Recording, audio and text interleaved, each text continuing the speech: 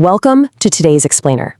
Okay, we're jumping right into this today because we are tackling what is honestly one of the absolute greatest challenges every single human being faces, and that is mastering our own anger. We're going to explore the incredibly profound, timeless teachings of Ifa on emotional control, and specifically how you can master your inner fire before it ends up burning your destiny.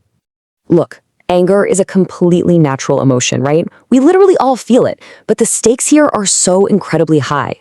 As the saying goes, a single angry word can destroy trust. Think about it, a moment of rage, just one single angry decision made in the heat of the moment, it can literally change the entire trajectory of your life. Unchecked anger can absolutely destroy what took you years of hard work, patience, and love to build, and it can do the whole shebang in just a few seconds. Let's look at section 1, the fire of anger. Now, Ifa compares anger directly to the element of fire, which I think is just a brilliant analogy. The goal here isn't about extinguishing it completely, It's about understanding its dual nature. On the left side, we have constructive fire. Think about it in practical terms. Fire cooks our food, it gives us warmth on a freezing night. In the exact same way, anger itself isn't necessarily the bad guy. Sometimes anger is exactly the thing that reveals a deep injustice or shows us that something urgently needs our attention. It can actually inspire really positive change. But, and this is a big but, look at the right side, destructive fire. When it is left completely uncontrolled, that exact same element burns down a house, it ruins relationships, destroys opportunities, and absolutely shatters your peace of mind. It's the same fire, just with no boundaries. So, the absolutely crucial point to take away is this: anger must be guided by wisdom. Ifa doesn't teach us that we should just bottle up our feelings or pretend we never get mad. No way. The true goal here is to make sure that wisdom is always acting as the governing force over that raw, intense emotion. Moving right along to section 2, who controls your mind? Okay, let's really zoom in on that internal battle that kicks off the exact second we get mad, because honestly, this is where the real heavy lifting happens. I want you to ask yourself this piercing question right now. Who is controlling my anger, my ori, or my emotions? In the Ifa tradition, your ori represents your divine consciousness, your head, and your ultimate destiny. When you can't control your anger, you are quite literally handing your power over to something else. So are you just operating on default, impulsive reactions, or is your higher consciousness actually sitting in the driver's seat? This concept completely flips a really common modern misconception on its head. On the left, we see what we call the illusion of victory. So many people out there genuinely think that winning an argument means overpowering the other person, intimidating them, or just, being the loudest person in the room. But Ifa teaches us to look at the right side, true victory. Winning a shouting match doesn't mean you've actually won anything. Sometimes the absolute greatest victory you could ever achieve is simply governing yourself. It's preventing your own ori from being disturbed by someone else's chaos. Which brings us to section 3, the true meaning of strength. So if true victory is entirely internal, how on earth do we actually achieve that level of self-governance? Well, the answer lies in a foundational, incredibly powerful Ifa concept. This brings us to Iwa Pele. Now, this translates to balanced character. And let me tell you, achieving this kind of spiritual balance is absolutely paramount to a successful life. Again, to be clear, it doesn't mean you're some emotionless robot who never gets upset.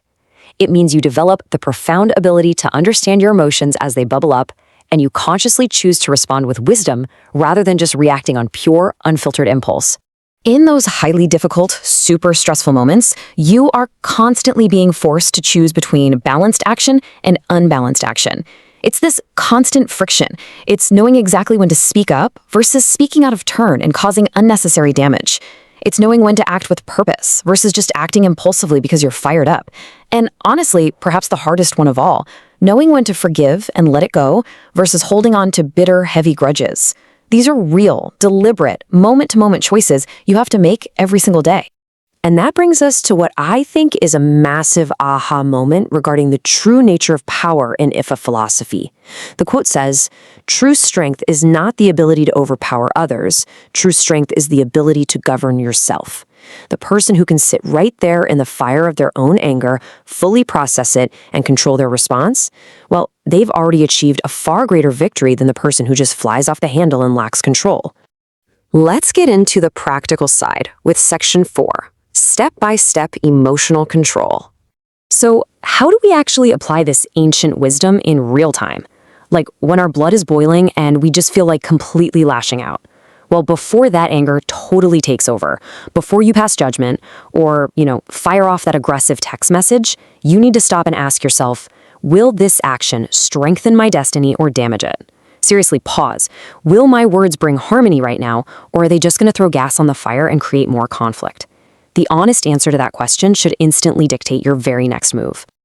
Okay, here is your literal step-by-step guide. Consider this your daily AFA practice for emotional control.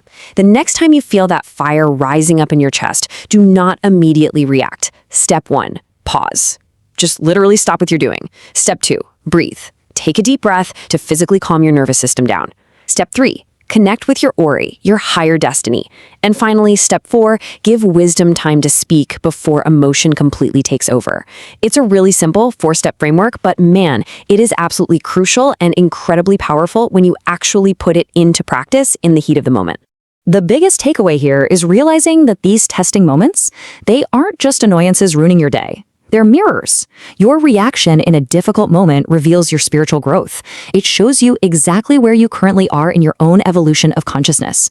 Every single time you choose to pause instead of explode, you are actively leveling up your spirit. It's a real game changer. And finally, we wrap up with Section 5, the path to enlightenment. Mastering your fire and governing your anger is really just one piece of a much larger, incredibly beautiful journey.